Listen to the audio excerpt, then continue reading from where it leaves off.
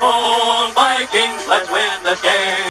The Minnesota Vikings have an explosive playmaker. Fighting to keep his roster spot after another costly mistake raised serious concerns in the backfield.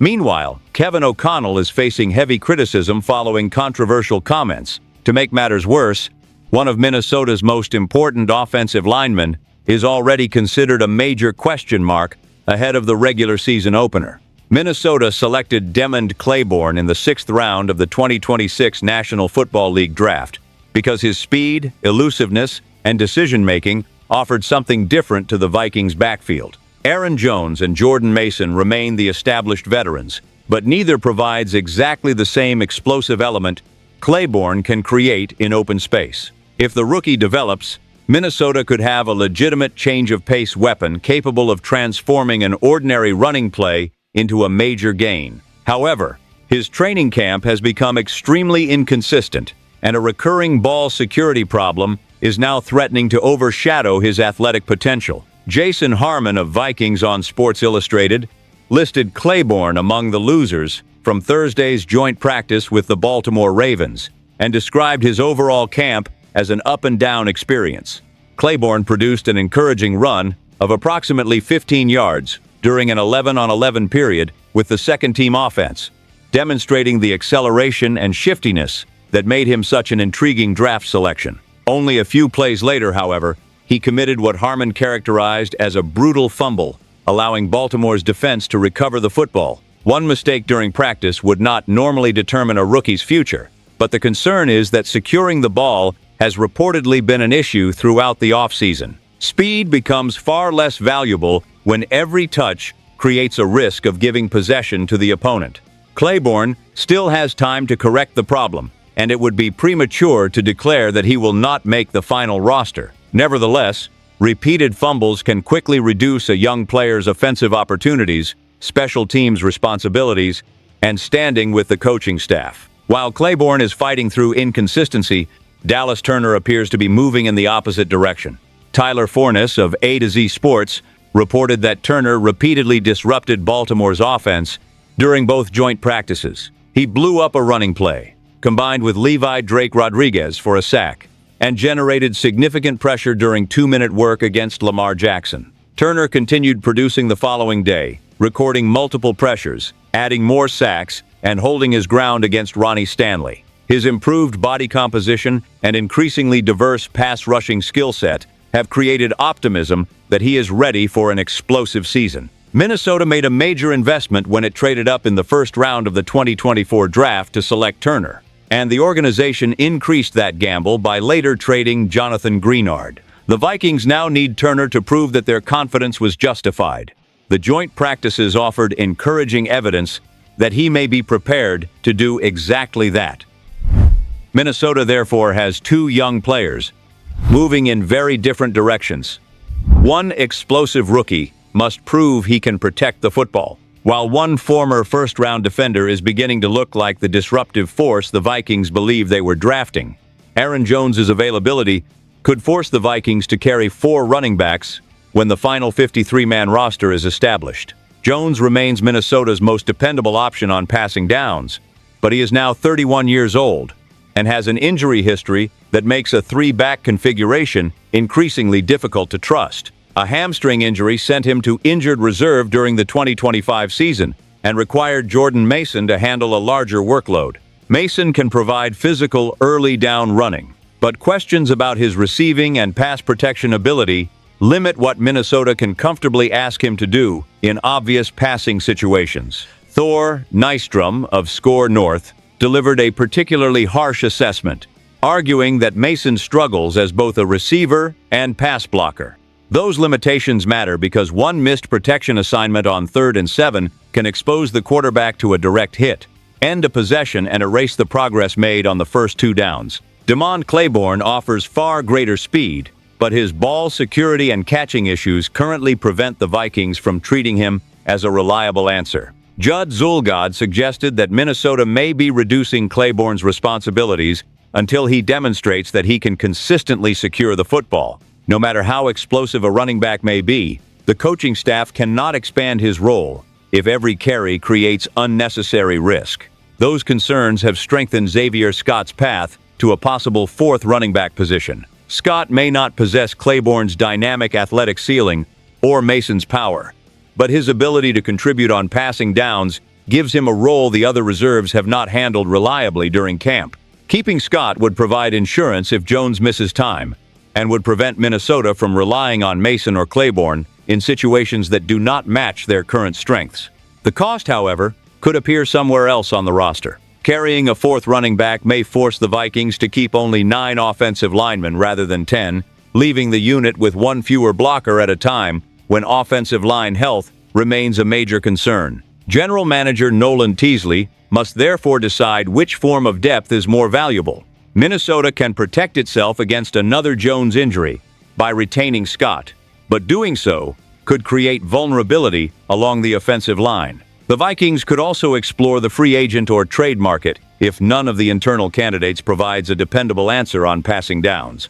Teasley was willing to make trades during his time as an assistant general manager in Seattle, so it would not be surprising if he contacted other teams before sacrificing an additional offensive lineman. Jones remains trusted, productive, and popular within the locker room when healthy. The problem is that Minnesota cannot simply assume he will be available for every critical third down snap. Mason must improve in protection, and as a receiver, Claiborne must secure the football, and Scott must prove that his specialized value deserves one of only 53 positions. What appeared to be a routine backfield competition could now reshape the construction of Minnesota's entire final roster. Kevin O'Connell has received significant criticism after publicly discussing a physical limitation involving new starting quarterback Kyler Murray. Myron Medcalf of the Entertainment and Sports Programming Network argued that O'Connell created unnecessary external noise by acknowledging that Murray's height can make it difficult for him to see over the offensive line. Murray is listed at 5'10", and Minnesota may need to adjust certain concepts, throwing lanes and forms of execution to help him operate effectively. The issue is not necessarily whether O'Connell's observation was accurate. Coaches and players inside the organization almost certainly understand the physical strengths and limitations of every quarterback. Medcalf's concern was that the head coach said it publicly, providing critics with another reason to question whether Murray is large enough, durable enough, or capable of becoming Minnesota's long-term answer. O'Connell has developed a reputation as an intelligent and experienced offensive coach, which made the comment even more surprising to Medcalf. Every mistake, tipped pass, or disrupted throwing lane could now be connected to Murray's height, even when the actual cause is unrelated. The controversy arrives at an important moment because Minnesota's decision to start Murray has created major consequences for both the quarterback room and O'Connell's future. Dan Graziano of the Entertainment and Sports Programming Network believes the Vikings could make a strong effort to sign Murray to a multi-year contract if he plays well and keeps the team in playoff contention. Minnesota allowed Sam Darnold to leave after the successful 2024 season, and the memory of that decision could influence how aggressively the organization tries to retain another quarterback who succeeds in O'Connell's system. A long-term commitment would still carry substantial risk. Murray has an injury history, is smaller than most modern quarterbacks, and will turn 30 years old in 2027. Even a productive 2026 campaign would not eliminate concerns about whether his body can withstand the length of a multi-year agreement. The alternative may be even more dangerous for O'Connell. If Murray struggles and J.J. McCarthy cannot reclaim the starting position, Minnesota could miss the playoffs for a second consecutive season, and for the third time during O'Connell's 5 years as head coach. New general manager Nolan Teasley would then have the authority to reshape the organization by moving on from O'Connell, trading McCarthy, and allowing Murray to enter free agency before hiring a coach with a different vision at quarterback. That outcome remains hypothetical, but it demonstrates how much pressure surrounds the 2026 season. O'Connell must help Murray overcome his limitations, build an effective offense, and justify the organization's decision to change quarterbacks. His controversial comments did not create Murray's height or injury concerns, but they placed those issues directly into the public conversation. Minnesota now needs the partnership to succeed on the field before outside criticism becomes an even larger distraction. Christian Darrisaw experienced a troubling joint practice against the Baltimore Ravens at a time when Minnesota desperately needs stability from its offensive line. the Vikings are simultaneously transitioning to Kyler Murray at quarterback and rebuilding the structure of their rushing attack, making a healthy and effective line essential to both changes. Darrisaw has battled injuries during each of the past 2 seasons and appeared in only 17 of a possible 34 games. Although he is considered healthy entering the 2026 campaign, his performance during Thursday's practice created questions about whether he has fully returned to his previous level. Brian Wacker of the Baltimore Sun reported that Trey Hendrickson generated at least 2 or 3 sacks during the session, with Darrisaw involved in some of those difficult repetitions. Context remains important. Hendrickson is an elite pass rusher who recorded 17.5 sacks in consecutive seasons before an injury disrupted his most recent campaign. Even one of the league's best left tackles can lose individual practice battles against that level of opponent. A single difficult session does not prove that Darrisaw is injured or incapable of returning to form. Nevertheless, his recent history makes every setback more concerning. Lingering knee problems affected his attempted comeback in 2025, and the Vikings cannot afford to enter another season without confidence in the player responsible for protecting Murray's blindside. O'Connell previously explained that Minnesota was being intelligent with Darrisaw's workload, while also keeping him involved in the collective development of the offensive line. The coach emphasized that Darrisaw holds himself to a high standard and entered the offseason feeling healthy.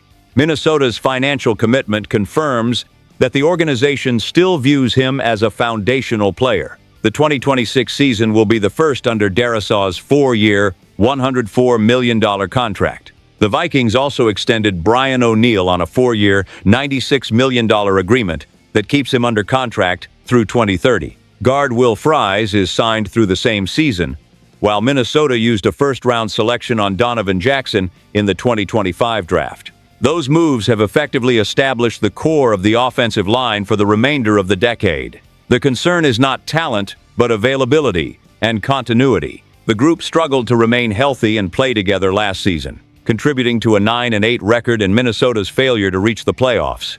Significant organizational changes followed, including Murray replacing J.J. McCarthy as the starting quarterback and ownership dismissing former general manager Kwesi Adofo-Mensah. O'Connell could face similar pressure if the offense fails again, which makes Darrisaw's health and production even more important. Minnesota does not need him to win every repetition during August, but it does need evidence that he can consistently protect the quarterback once the regular season begins. His struggles against Baltimore may ultimately become nothing more than a difficult practice against an elite opponent. Until Darrisaw proves that he is fully back, however, the concerns surrounding Minnesota's offensive line will remain impossible to dismiss.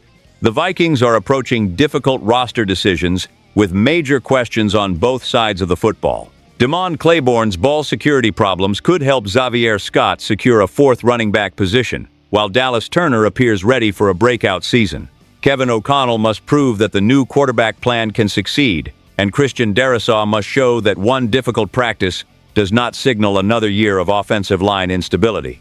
Which situation concerns you the most? Should Minnesota carry 4 running backs?